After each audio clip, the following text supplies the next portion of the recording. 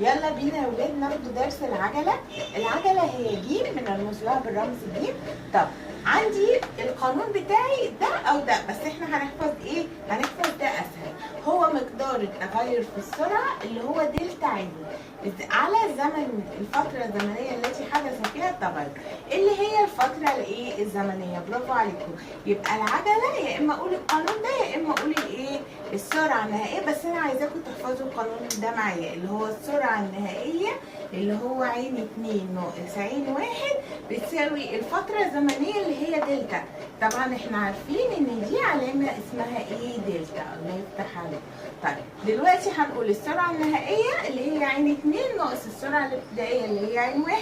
تعالوا بقى ناخد مسألة مع بعض ونشوف هنعمل ايه. احسب مقدار العجلة. دلوقتي بنقول التي يتحرك بها اتوبيس اذا تغيرت سرعته من